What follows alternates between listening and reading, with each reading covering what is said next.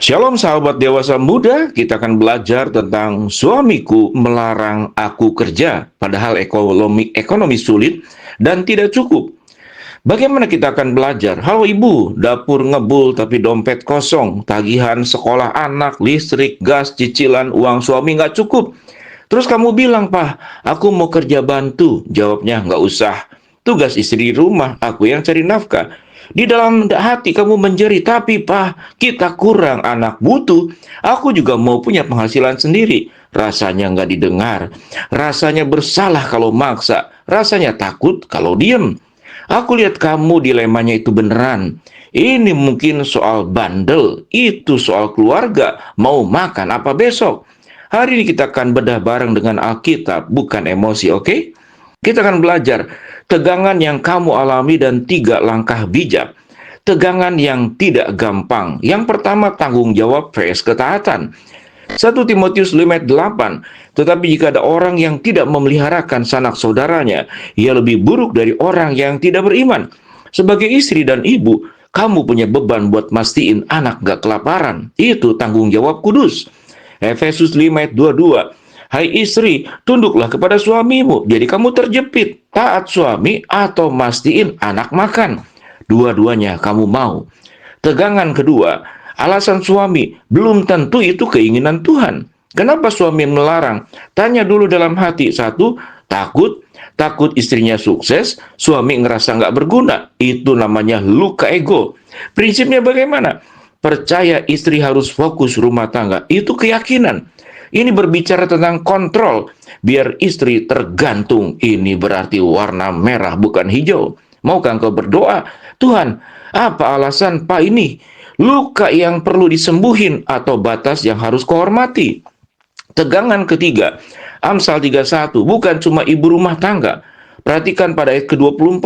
Ia membuat pakaian dari lenan dan menjualnya. Ia menyerahkan ikat pinggang kepada pedagang. Perempuan dalam Amsal 31 itu kerja. Dia punya bisnis, dihasilkan uang. Jadi, kerja itu alkitabiah.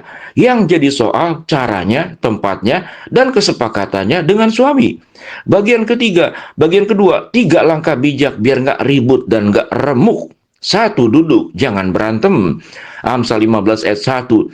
Jawaban yang lemah lembut meredakan kegeraman. Ganti skrip nuntut jadi ngobrol tim. Jangan bilang, "Pak, egois banget, anak mau makan apa besok?" Coba bilang, "Pak, aku hormat sama papa, kepala keluarga. Aku juga takut kalau kita nggak cukup bulan ini. Boleh kita duduk 30 menit, cari jalan keluar bareng, kita timpah." Tujuannya, tunjukin kamu bukan lawan, tapi partner. Suami lebih dengar pas nggak ngerasa diserang. Langkah kedua, ajukan solusi ringan, bukan ultimatum. Amsal 16 ayat 9. Hati manusia memikir-mikirkan jalannya, tetapi Tuhanlah yang menentukan arahnya. Kasih 3 opsi kepada suami, biar dia pilih. Opsi pertama, kerja dari rumah. Gimana kalau aku jualan online 2 jam setelah anak tidur? Nggak ninggalin rumah kok. Opsi kedua, kerja part-time, seasonal.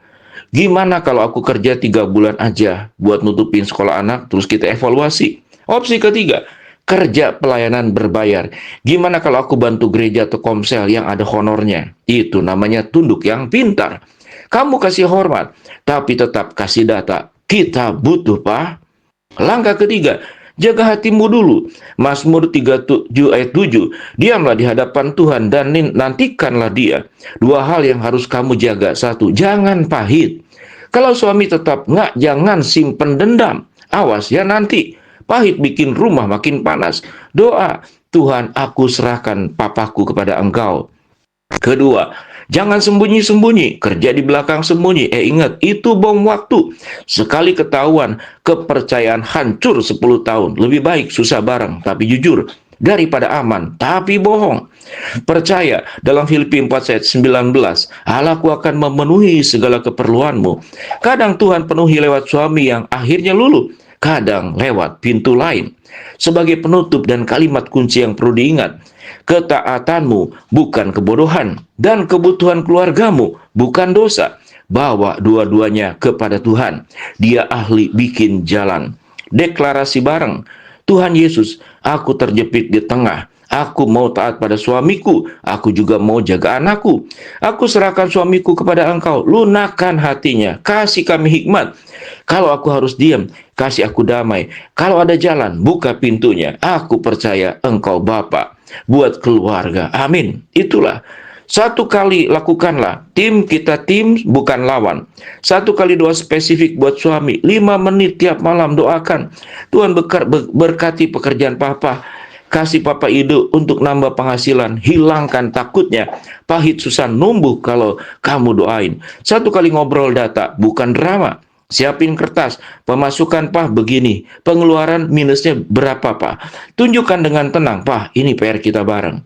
Yang ketiga, satu kali skill up di rumah. Belajar satu skill yang bisa jadi uang nanti. Apakah jahit, bikin kue, admin medsos, sosmed, les, biar pas pintu kebuka, kamu udah siap. Hai ibu, kamu kuat banget untuk udah mikirin keluarga di tengah situasi ini. Tuhan lihat air matamu, Tuhan lihat pergumulanmu. Dia tidak tinggal diam.